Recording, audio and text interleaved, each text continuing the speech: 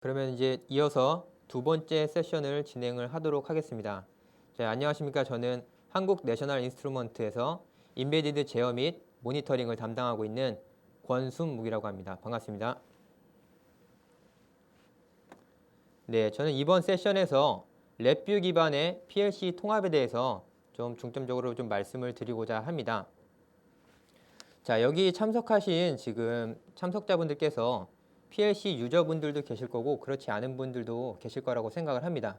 그래서 이제 PLC가 어떤 것인지에 대해서 먼저 간략하게 PLC의 정의나 구성, 그리고 어떤 식으로 PLC랑 어떤 식으로 랩뷰랑 연결이 되는지에 대해서 좀 더 중점적으로 좀 말씀을 드리고, 왜 PLC를 랩뷰하고 연결을 해야 되는지에 대해서 좀 더 말씀을 드리도록 하겠습니다. 자, 세션 중간중간에 제가 몇 가지 데모를 좀 준비를 했습니다. 데모 진행되는 거 좀 보시면서 지루하시지 않게 세션 들어주시면 감사하겠습니다.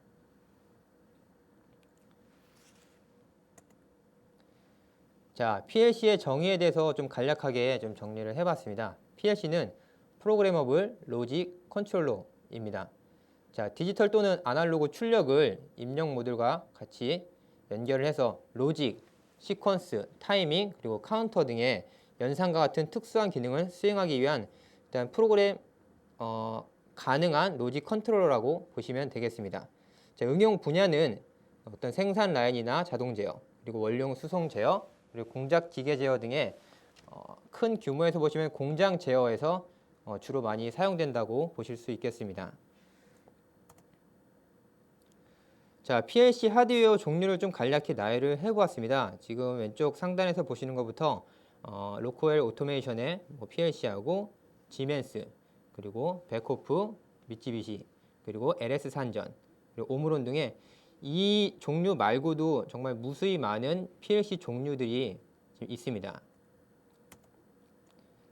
자, 이러한 PLC가 대부분이 다 이제 모듈형 PLC로 좀 구성이 되는데요. 모듈형 PLC들이 어떤 하드웨어 구성을 하는지 좀 간략히 말씀을 드리면, 좌측부터 파워 서플라이 모듈과 PLC의 두뇌 역할을 하는 CPU 모듈, 컨트롤러라고 얘기를 많이 하죠. 그리고 CPU 모듈, 그리고 통신 모듈.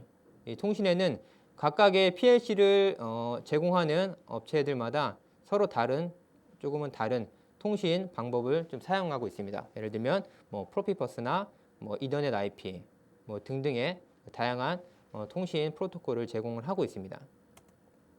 그리고 디지털이나 아날로그 아니면 그 외에 다른 I/O 모듈들이 연결돼서 사용이 되게 되겠습니다. 그리고 마지막으로 카운터나 PID 등의 어떤 특정한 기능만을 할 수 있도록 하게 해주는 펑션 모듈이 있겠습니다. 자, PLC 프로그래밍은 PLC를 제공하는 업체에 따라서 그 소프트웨어를 하는 프로그래밍이 조금 다릅니다. 예를 들면 지금 화면에 보시는 프로그램은 로컬 오토메이션사의 LS 로직스 관련 이제 프로그래밍이 되겠는데, PLC를 사용하시는 분들이 조금은 처음에 좀 어렵게 느끼시는 부분들 중에 하나가, 하나의 PLC만을 사용하게 되면은 크게 문제가 되지 않는데 A사의 PLC도 사용하고 B사의 PLC도 사용하고, 물론 이제 하나의 PLC를 좀 잘 다루시는 분들은 다른 PLC도 금방 쉽게 다루실 수 있긴 하지만, 처음에 각각의 PLC 제공하는 업체가 제공하는 이런 프로그램들이 다 상이하기 때문에 이런 부분에 있어서 처음에 약간의 이제 시행착오는 조금 있으실 거라고 생각이 됩니다. 그리고 이제 이 화면에 보시는 것처럼 이제 레더 프로그램을 이용을 해서 어떤 예를 들면 디지털 접점 제어의 시퀀스를 구성을 하시게 됩니다.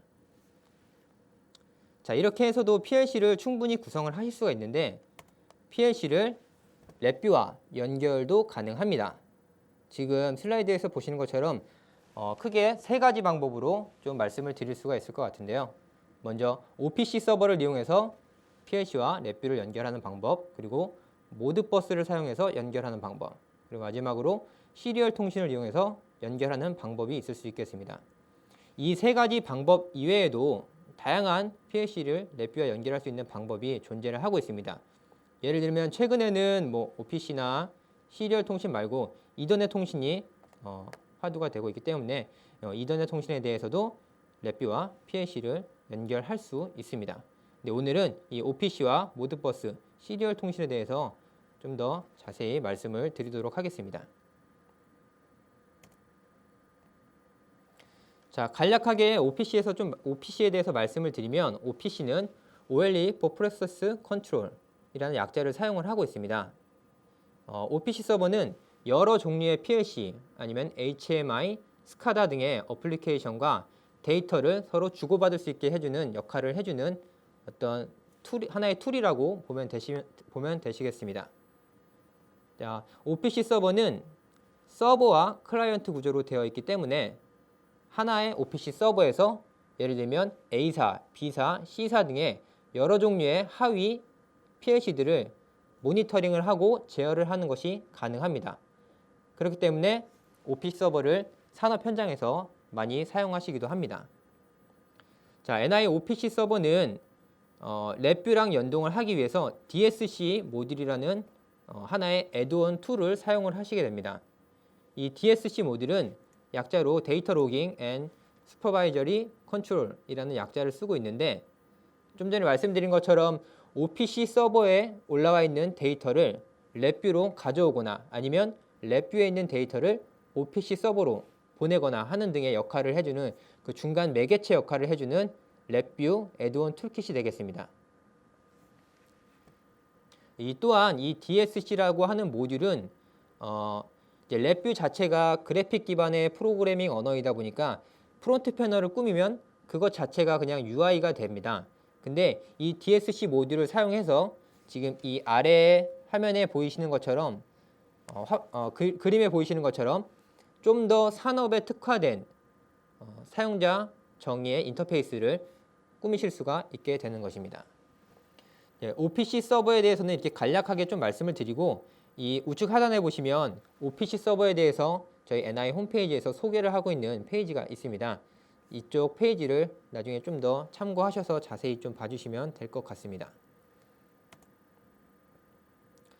자, 앞에서도 좀 간략하게 말씀을 드렸는데 OPC 서버, 그러니까 PLC를 제공하는 업체마다 각각의 통신 프로토콜, 다른 통신 프로토콜을 가지고 있습니다. 뭐 크게는 시리얼, 이더넷을 기반으로 하고 있는 어떤 응용 계층의 프로토콜들이긴 한데 뭐 이더넷 IP라든지 프로피넷 아니면 이 CC 링크라고 하는 뭐 이 외에도 다양한 PLC 제공 업체에 따라서 다양한 통신 프로토콜이 있을 수 있습니다. 자, 이러한 다양한 통신 프로토콜을 가지고 있는 이러한 PLC들을 OPC 서버로 하나의 OPC 서버에서 연결을 하고 OPC 서버에 올라와 있는 데이터를 랩뷰랑 서로 이렇게 주고받게 되는 것입니다. 그래서 이제 가운데 이 OPC 클라이언트가 랩뷰 DSC 모듈을 통해서 데이터를 주고받고가 가능하게 됩니다. 자, 여기 보시면 좀 글씨가 작아서 잘 안 보이실 수도 있을 것 같습니다만 지금 뭐 1번부터 뭐 57번까지 다양한 지금 OPC 서버에 대한 목록이 쭉 나오고 있습니다. 자, 지금 보시는 화면은 저희 NI OPC 서버에서 지원하는 PLC 목록들에 대한 자세한 내용입니다. 그래서 여기서 보시면 뭐 많이들 사용하시는 뭐 로크웰이나 지멘스 아니면 뭐 미쯔비시, 옴론, 뭐 요코가, 야스카와 등등 좀 다양한 PLC들을 좀 저희가 이제 서포트를 지원을 하고 있습니다. 자, 이 외에도 뭐 LS 산전에 대한 뭐 PLC도 많이들 사용을 하시는데 LS 산전에 대한 내용은 조금 이따가 다시 말씀을 드리도록 하겠습니다. 현재 이 목록에는 지금 LS 산전에 대한 서포트 목록에는 지금 지원하는 목록이 추가되어 있지는 않습니다. 자, 이렇게 많은 OPC 서버에서 많은 PLC들을 지금 지원을 하고 있고요. 자, 그러면은 OPC 서버를 이용해서 PLC를 어떻게 연결을 하는지 데모를 통해서 간략히 보여드리도록 하겠습니다. 자, 제가 데모에서 보여드릴 PLC는 미쯔비시 FX라고 하는 이 소형 PLC가 되겠습니다. 이 소형 PLC에 대해서 제가 연결을 하는 모습을 좀 보여드리도록 할 거고요. 그리고 PLC 앞서 말씀드린 것처럼 PLC를 설정하는 방법은 각각의 PLC를 제공하는 업체마다 그 설정하는 프로그램을 각기 다른 프로그램을 제공을 하고 있습니다. 제가 이번 데모에서는 그 부분까지 설정하는 부분은 좀 스킵을 하고 OPC 서버에서부터 어떻게 설정을 해야 되는지를 중점적으로 좀 말씀을 드리겠습니다. 자, OPC 서버를 실행하면 지금 보시는 화면과 같이 나타나게 됩니다. 그래서 OPC 서버를 설정할 때 크게 세 가지 단계를 설정을 해주시면 되는데, 채널을 추가하고, 그리고 디바이스를 추가하고, 그리고 마지막으로 태그를 추가하는 그런 세 가지 단계가 되겠습니다. 그럼 먼저 채널을 추가를 해보도록 하겠습니다. 왼쪽에 보시는 채널 추가를 선택을 하시게 되면 채널 네임을 어떻게 정해주실 건지 적어주시면 되고요. 저는 미쯔비시 FX 모듈을 사용할 거기 때문에 미쯔비시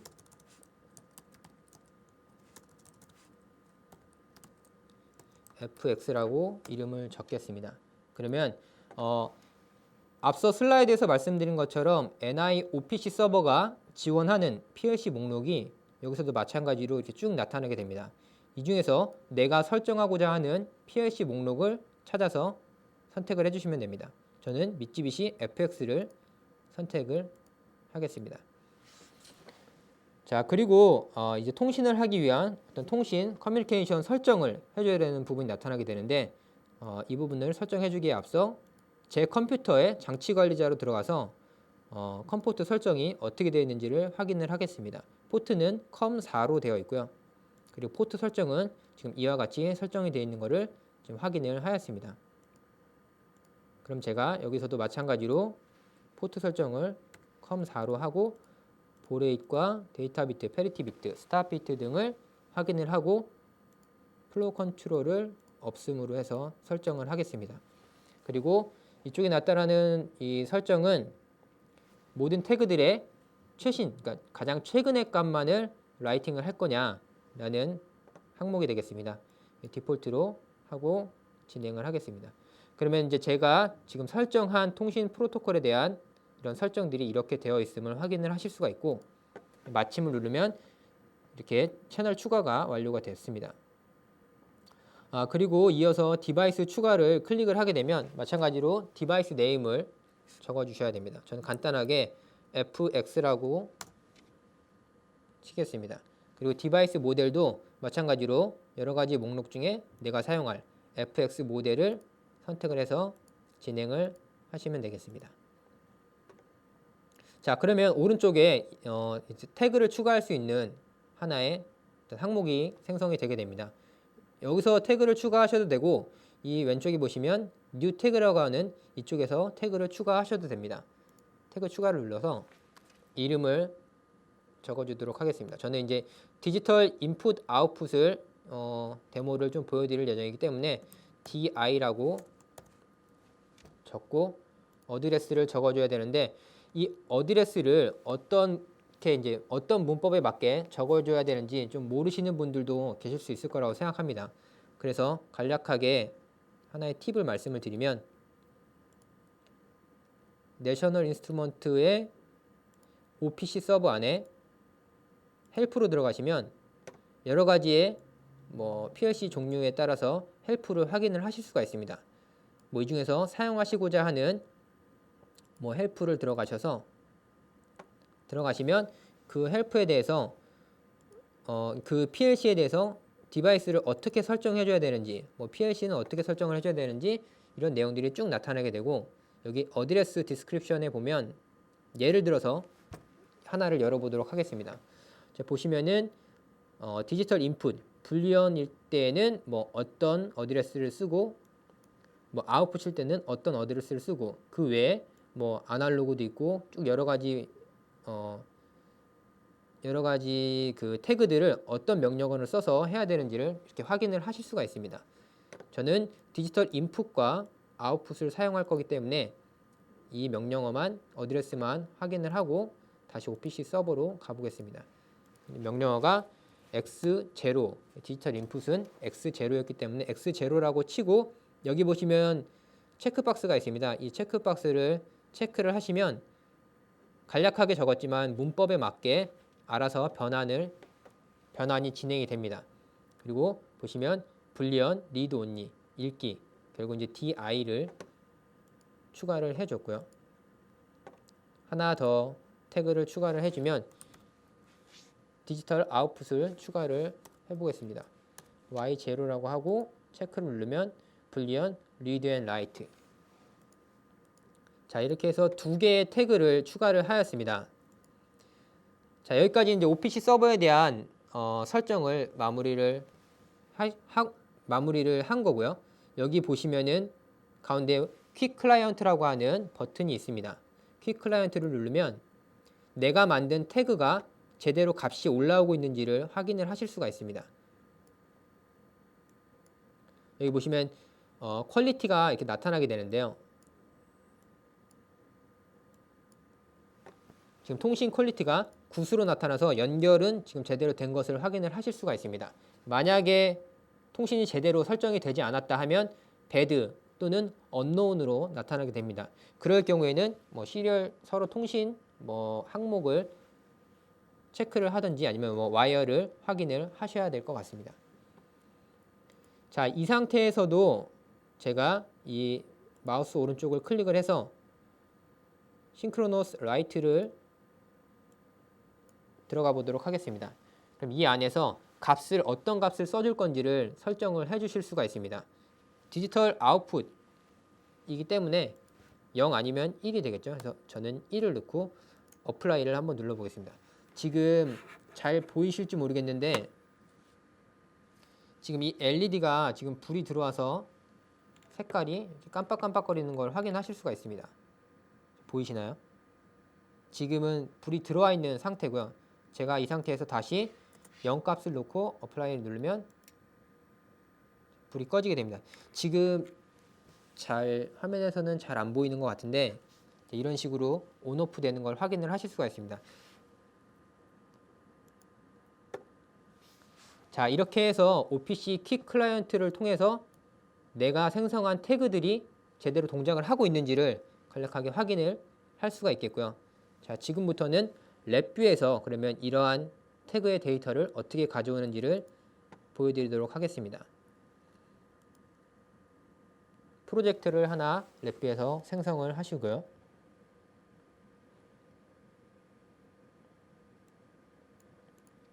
자, 내 컴퓨터에서 마우스 오른쪽으로 클릭을 하시고 이 IO 서버를 선택을 해주시면 되겠습니다.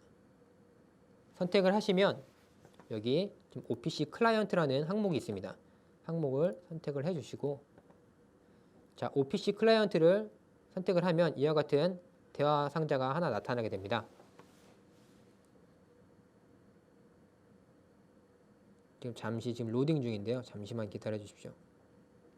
자, 이 대화 상자 안에서 지금 OPC 서버 목록이 쭉 나타나게 되는데 저희는 NI OPC 서버 V5라고 하는 목록을 선택을 할 겁니다. 그리고 이 지금 로컬 호스트라고 되어 있는 이 부분이 있는데 이 부분은 OPC 서버하고 제가 지금 연결하는 PLC가 지금 동일한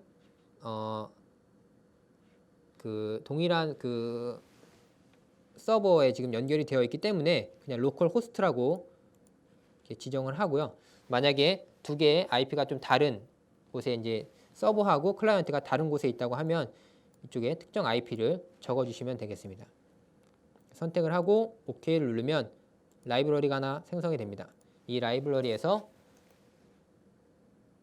마우스 오른쪽을 클릭을 하고 마우스 오른쪽 클릭하기 전에 지금 프로젝트하고 라이브러리를 먼저 저장을 하도록 하겠습니다. 저는 바탕화면에 하나 저장을 하겠습니다. OPC 테스트 폴더 안에 이름도 OPC 테스트 넣고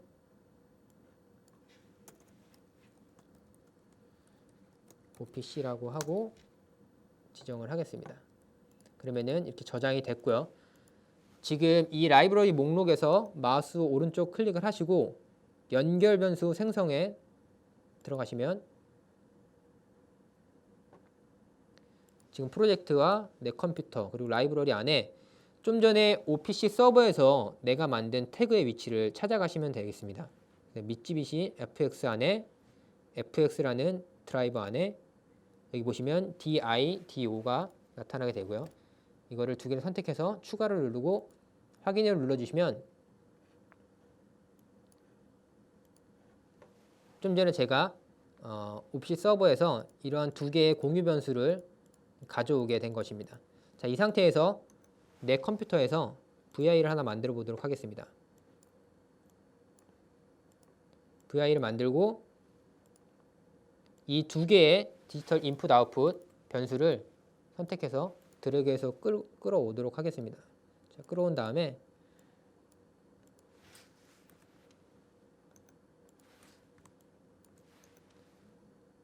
자, while 루프 연속 실행을 위해서 지금 while 루프 하나 놓고 컨트롤을 정지 컨트롤 하나 달도록 하겠습니다. 좀 간략하게 디지털 인풋, 아웃풋, 불리언 버튼을 이렇게 나타내게 되었고요. 자, 이 상태에서 제가 저장을 하고 실행을 한번 해보도록 하겠습니다.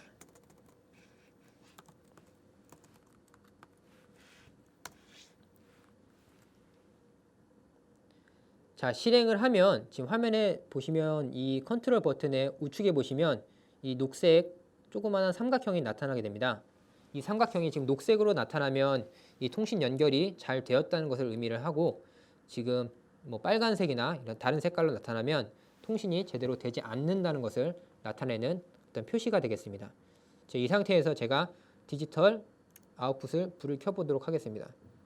지금 이 불이 들어온 게 지금 확인이 되시나요? 자세히 보시면 지금 확인이 되는데 지금 불이 들어왔죠. 다시 꺼지고, 이렇게 랩뷰에서 디지털 아웃풋을 제어를 하면 마찬가지로 OPC 서버에서도 값이 업데이트가 됩니다. 제가 지금 OPC 서버에서 지금 디지털 인풋 아웃풋의 값이 0으로 되어 있는데 제가 실행을 해서 불을 켜보도록 하겠습니다. 그러면 지금 1로 값이 변경된 것을 확인하실 수가 있습니다. 인풋까지 지금 같이 값이 변하는 것은 제가 이 PLC에서 디지털 아웃풋과 인풋을 서로 와이어로 연결을 해놨기 때문에 이렇게 값이 변하는 것을 확인하실 수가 있습니다. 그리고 마찬가지로 여기서도 값을 0으로 적용을 해서 제어를 하게 되면 랩뷰에서도 마찬가지로 값이 0으로 되는 것을 확인하실 수가 있습니다.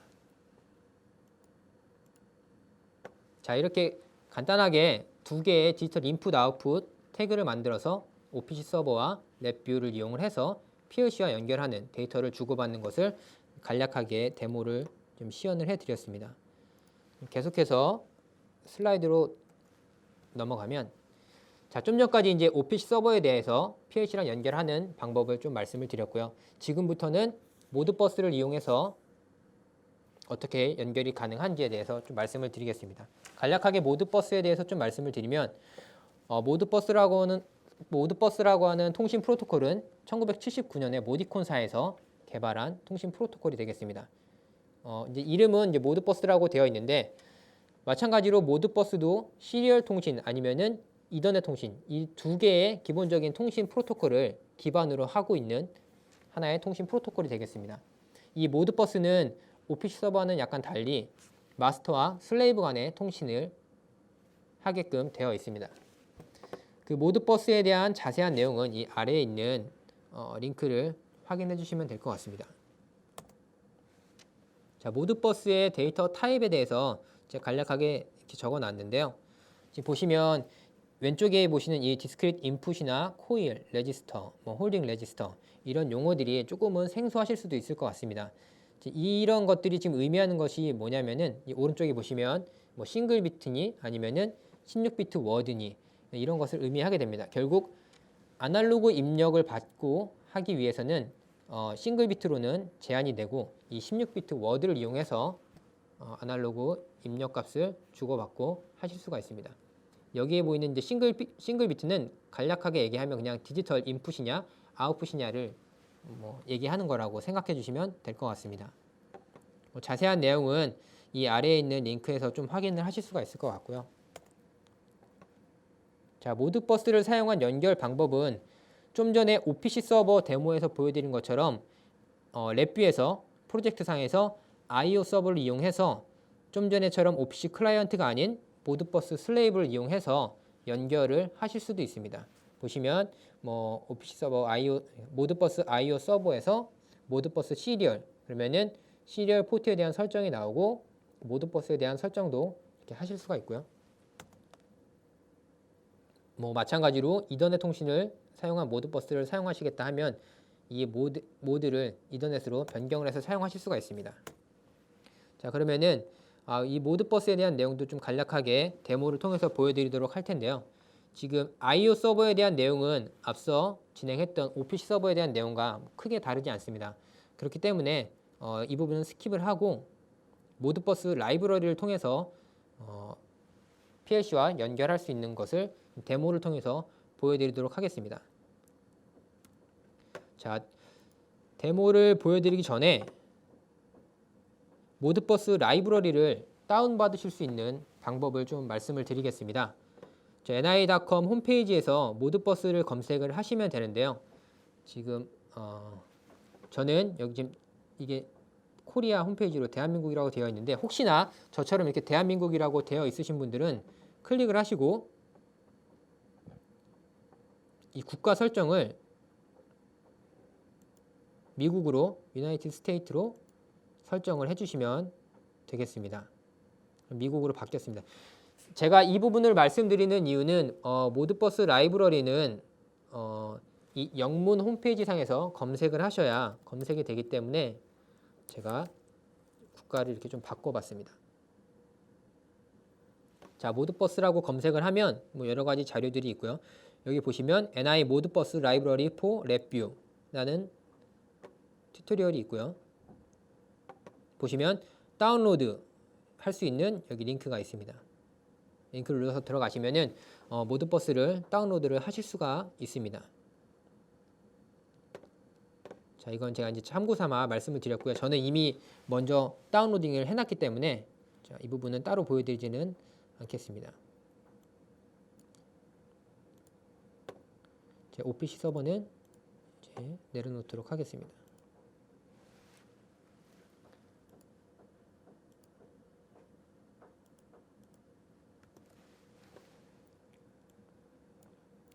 자, 모드버스 라이브러리가 제대로 설치가 되면 이쪽 랩뷰 블록 다이어그램의 사용자 라이브러리 안에서 자, 지금 보시는 것처럼 모드버스 라이브러리를 보실 수가 있습니다. 이 라이브러리를 이용해서 어떤 PLC와 데이터를 주고받으실 수가 있는데 제가 시간 관계상 간략하게 데모를 좀 준비를 해왔습니다. 자, 제가 이 모드버스 데모로 좀 보여드릴 데모는 저희 이제 NI에서 좀 교육용으로 사용하고 있는 데모입니다. NI 모드버스 데모 박스라고 하는 데모이고요.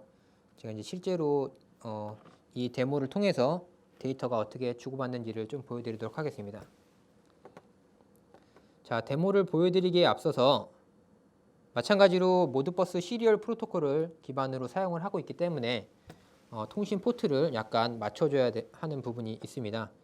그래서 그 부분을 다시 설정을 확인을 해보도록 하겠습니다. 장치관리자에서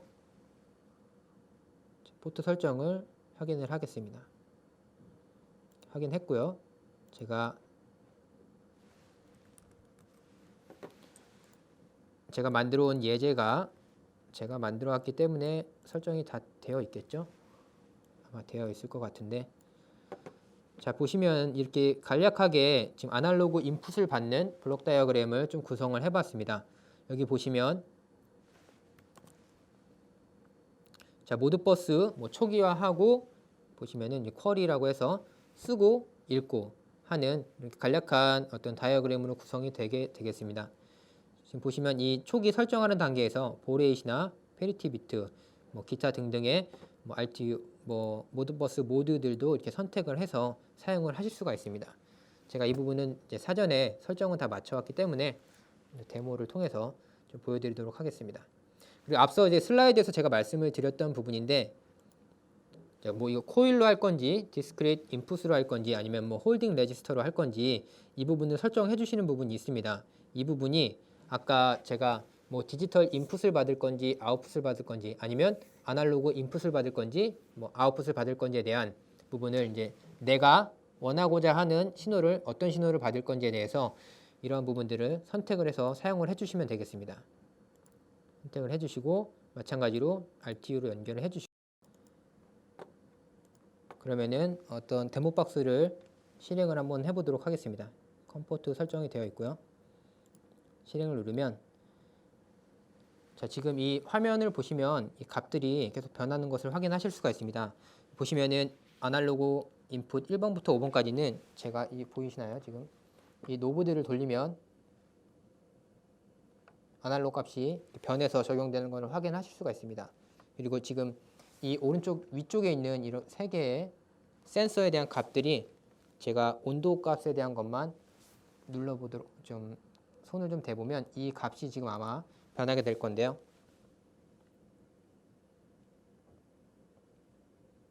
제가 이게 뭐 잘 변하지는 않는데 제가 그 외에 다른 아날로그 값들이 제가 모드버스 데모박스에서 조정하는 대로 값이 업데이트 되는 것을 확인을 하실 수가 있습니다. 간략하게 좀 데모를 좀 보여드렸고요. 결국 이 모드버스라고 하는 것도 지금 내부적으로 상세하게 좀 들어가 보시면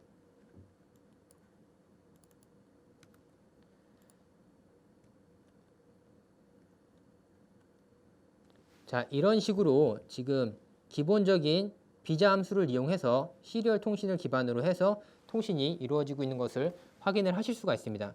근데 이러한 모드버스 라이브러리가 있지 않으면 이런 로우 레벨의 비자 함수를 이용해서 사용자께서 일일이 그 통신 프로토콜을 해석을 해서 구성을 하셔야 되는 부분이 있는데 지금 NI에서 제공해드리는 이런 모드버스 라이브러리는 이미 어느 정도 검증이 되어 있기 때문에 이 모드버스 라이브러리를 이용해서 원하시고자 하는 PLC와 모드버스 통신을 하실 수가 있게 됩니다. 제가 이렇게 해서 모드버스 예제까지 좀 간략하게 말씀을 드렸고요. 다시 슬라이드로 진행을 하게 되겠습니다. 자, 좀 전에 모드버스 프로토콜도 결국은 시리얼 통신, 이더넷 통신을 기반으로 하고 있다고 말씀을 드렸고 블록 다이어그램 상에서 여기 보시는 비자 함수들을 이용해서 충분히 구성은 하실 수가 있습니다. 근데 이런 모드버스 프로토콜을 사용하지 않고 그리고 앞서 말씀드린 OPC 서버를 사용하지 않고 그냥 로우 레벨로 이러한 RS232 통신으로 통신 프로토콜을 구성을 하실 수가 있습니다. 자, 큰 틀은 뭐 비자에서 초기에 컨피그레이션을 설정을 하시고 비자 읽기하고 쓰기 그리고 비자 닫기 함수를 이용해서 사용을 하실 수가 있고요. 랩뷰에서 예제 찾기로 들어가시면 다양한 기능의 예제를 찾아서 사용을 하실 수가 있습니다. 제가 여기서는 RS232를 찾아보도록 하겠습니다.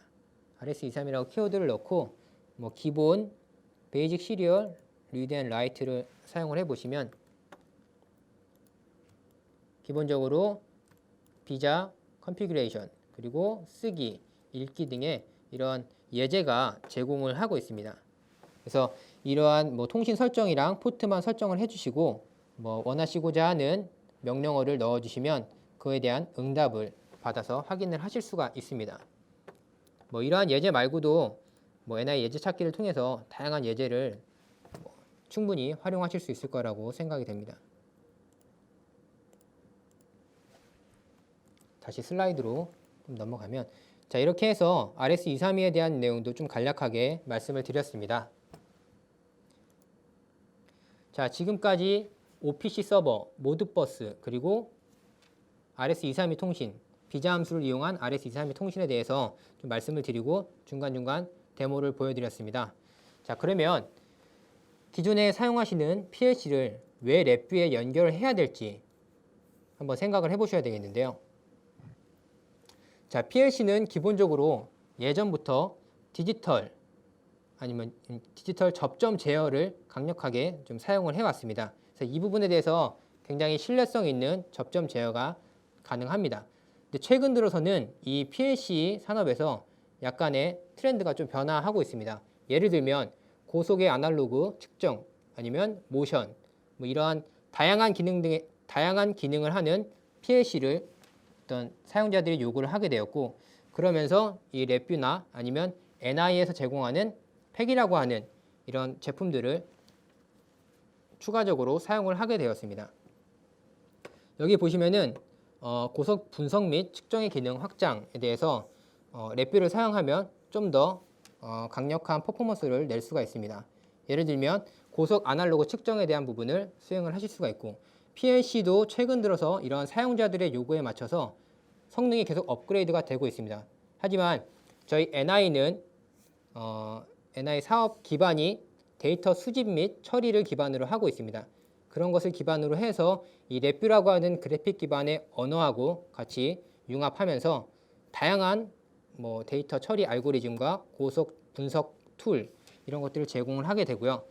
저희가 NI에서 제공하는 비전, 모션, 다른 하드웨어 플랫폼들과의 연동을 했을 때 그 연동 시스템 통합이 보다 간단하고 쉽게 이루어질 수 있습니다. 그리고 랩뷰 자체가 그래픽 기반의 어떤 프로그래밍 언어다 보니까 HMI나 스카다 같은 어떤 사용자 기반의 UI를 꾸미는 데 있어서 좀 더 쉽게 구성이 가능합니다. 자, 앞서 제가 랩뷰와 통합을 말씀을 드렸고, 자, NI 팩이라는 키워드를 좀 말씀을 드렸는데, 이 팩이라고 하는 거는 프로그래머블 오토메이션 컨트롤러라고 하는 약자를 사용하고 있습니다. 저희 NI 팩은 어떤 소프트웨어를 쉽게 사용할 수 있는 PC와 그리고 디지털 접점 제어 등 신뢰성 있는 접점 제어를 할 수 있는 PLC의 어떤 장점을 융합한 어떤 플랫폼이 되겠습니다. 그래서 저는 NI 팩이라고 저는 말씀을 드리고 있고, PC와 PLC의 융합이라고 생각을 하시면 되겠습니다. 저희 NI에서 제공하는 이런 제품들에 있어서는 지금 이렇게 작은 보드 레벨의 배포를 위한 이런 보드 레벨의 플랫폼과 좀 더 하이 퍼포먼스를 위한 이러한 플랫폼을 제공을 하고 있습니다. 그 외에도 중간에 여러 가지 다양한 플랫폼들을 제공을 하고 있고요. 이러한 플랫폼들 전반에는 리얼타임 OS와 FPGA라는 고속 제어가 가능한 제어 및 분석이 가능한 칩을 내장을 하고 있습니다. 자, 가장 최근에 출시된 저희 팩 제품 중에 컴팩 리오라고 하는 제품이 있습니다. 지금 보시는 이 제품은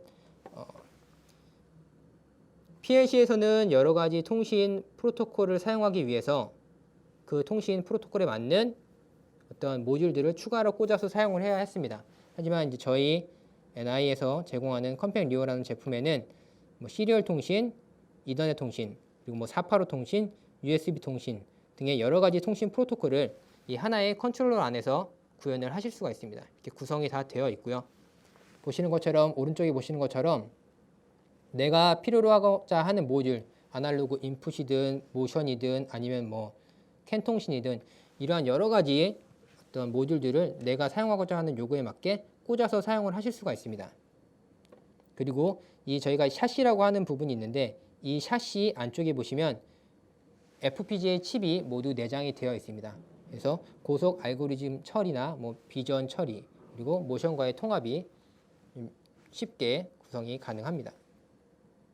지금 이 보여드리는 제품은 저희가 기존에는 리얼타임 OS가 이 컨트롤러에 탑재가 되어 있었는데, 이 제품은 윈도우 OS까지 탑재가 되어 있어서 사용자 요구에 맞게 윈도우로 부팅을 할 것인지 리얼타임 OS로 부팅을 할 것인지 선택해서 사용을 하실 수가 있습니다. 그리고 좀 전에 이러한 플랫폼은 개발 단계에서 주로 많이 사용을 한다고 하면, 지금 싱글보드 리오라고 하는 이러한 보드 레벨의 어떤 인베디드 컨트롤러는 개발이 다 완료된 후에 그리고 옵티마이징 과정이 끝난 후에 다량 배포를 위해서 사용하는 플랫폼으로 많이 사용하고 있습니다. 지금 사이즈가 10cm by 10cm 정도로 이 손바닥만한 사이즈로 구성이 되어 있고요. 그렇다고 해서 들어가야 될 게 안 들어가 있고 그런 것은 아니고, 마찬가지로 여기도 리얼타임 OS와 FPGA 칩이 내장이 되어 있고 각종 통신 프로토콜을 내장을 하고 있습니다. 자, 이런 앞서 말씀드린 컴팩 리오나 SB 리오를 사용해서 지금 다양한 산업 분야에서 적용을 해서 사용을 하고 있습니다. 반도체나 아니면 중공업 그리고 어드밴스드 머신 분야, 그리고 분산형 데이터 수집과 제어, 그리고 자동차 분야에서 이런 여러 가지 분야에서 리오 하드웨어 플랫폼을 랩뷰와 같이 사용을 하고 있습니다. 자, 그리고 앞서 말씀드린 플랫폼에 추가적으로